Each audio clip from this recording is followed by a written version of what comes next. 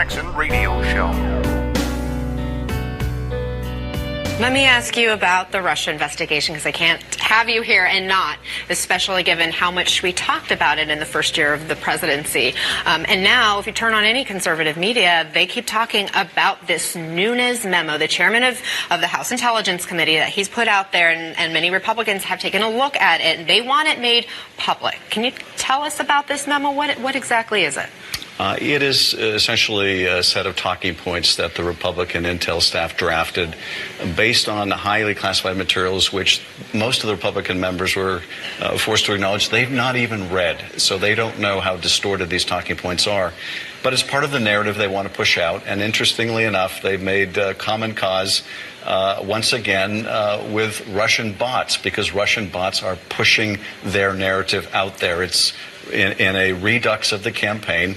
We have Julian Assange and WikiLeaks and Russian trolls and bots saying, hashtag whatever the GOP narrative is. That ought to tell you a lot about what's driving this, and that is, why not it's allow a people narrative. to look at it and let Americans make the decision for themselves about whether it's useful information or not? Well, because the American people, unfortunately, don't have the underlying materials, and therefore they can't see how distorted and misleading this document is.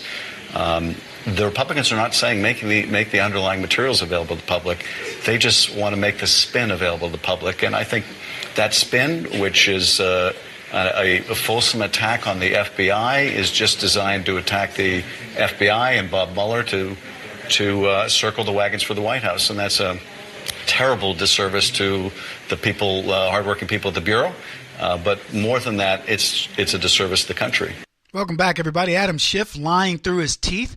The guy, look, the Democrats talk about let's make it all, let's put it out there. It's transparency. Donald Trump has more on multiple occasions said, go for it. It's funny. Donald Trump Jr. sent a tweet to Schiff and said, hey, funny, when it was wanting my data, which I released, you were crying for it. I said, put it out there. Now it's time for this data to come out and you don't want it out there.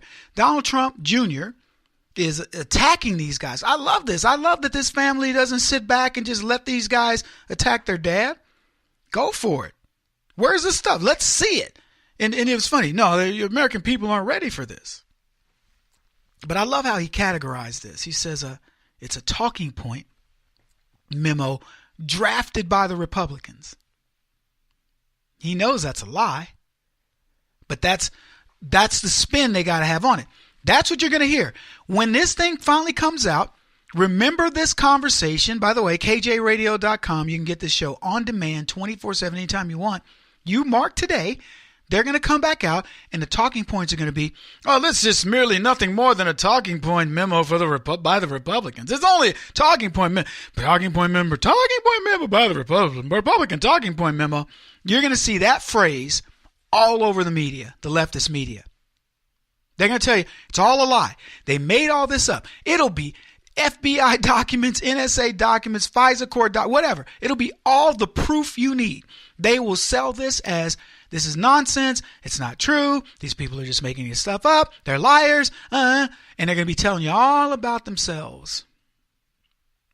Russian bots pushing the Republican narrative. That's what that clown actually had the nerve to say on TV. Russian bots.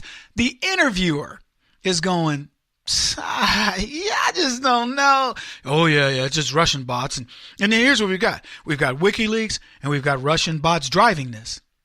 He said it on multiple occasions in that interview. WikiLeaks, it's bots, it's Russian bots. And what's funny, to impugn WikiLeaks, the only media outlet who is 100% in their data. And he picks on them. He says, well, you've got this group that's 100% in their data. I mean, who can believe them?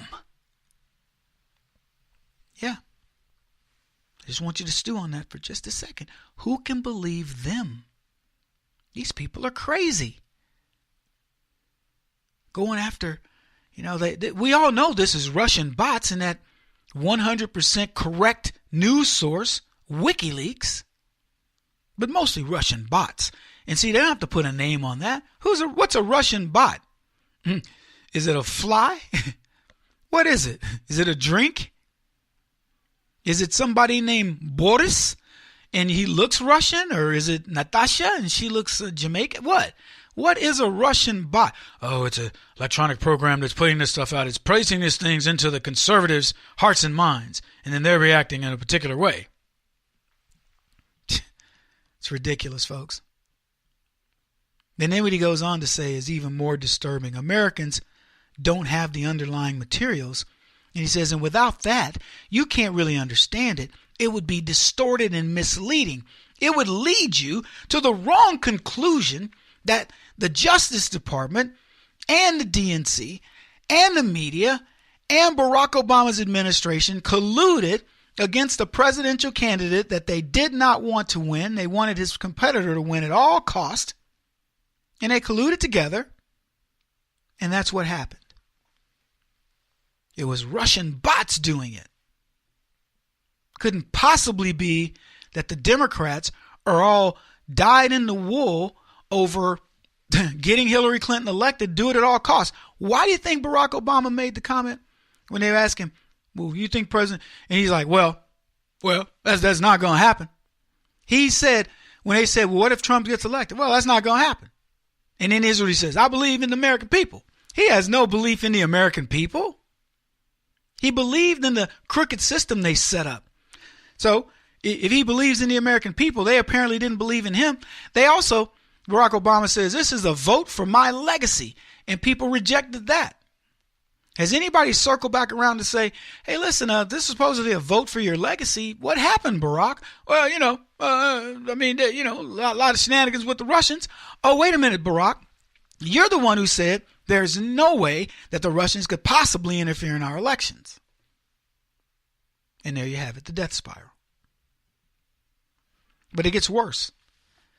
Stephen Miller, President Trump's one of his advisors, says, welcome to the FBI, a place where you can delete 5 months of incriminating text messages and then lead an obstruction of justice investigation into the President of the United States. That's about as good as it gets. Seriously? So the FBI claims it can't find 5 months worth of data. Was it on Hillary's server? Who was her? Brian Boitano? Or what was his name? Pagliano? Was he the one with it? Did he bleach bit it and then beat up the hard drives? Where is this data? Email, text messages you can't find. Come on. You're going to tell me you can't find 5 months of text message data with the amount of data that we now currently store on all Americans? I bet the NSA has it. If you couldn't produce that data, I would start suing people. Who is negligent to the point where 5 months of data gets lost mysteriously? Who's negligent? Because we should have your job or jobs, period. The story says that they failed to preserve 5 months of text messages between a senior FBI agent who worked on Special Counsel Mueller's Trump Russia investigation and his mistress. And it's funny, they failed to preserve Peter Strzok's messages and his mistress's messages, but they managed to preserve everybody else's. I mean, what are the odds? Wow. It's awful that the very piece of information we need, possibly, to formulate good versus evil in this Dr. Evil jacked up plan by the left are gone.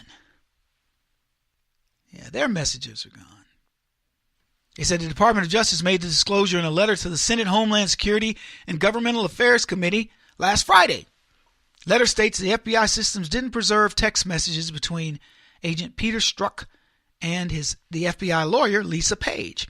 The department wants to bring to your attention that the FBI's technical system for retaining text messages sent and received on FBI mobile devices failed to preserve text messages for Mr. Strzok and Ms. Page. Interesting. Wonder if it failed to do that for other people. I'm just curious. Citing misconfiguration issues related to rollouts, provisioning, and software upgrades that conflicted with the FBI's collection capabilities. Again, will somebody just answer for me? Does this affect everybody or just those two?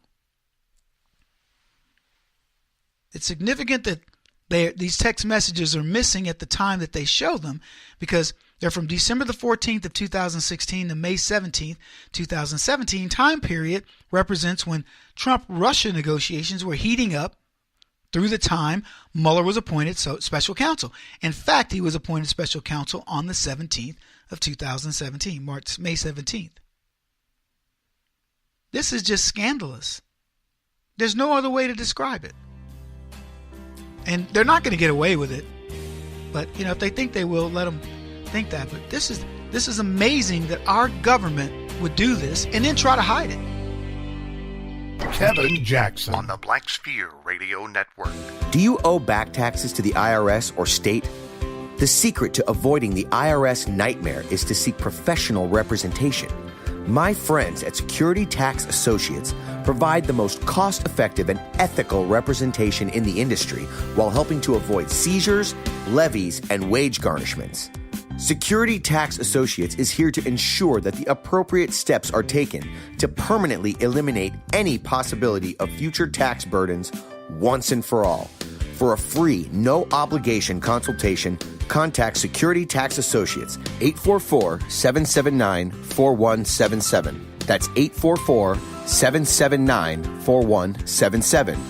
844-779-4177. Or visit them at securitytaxassociates.com.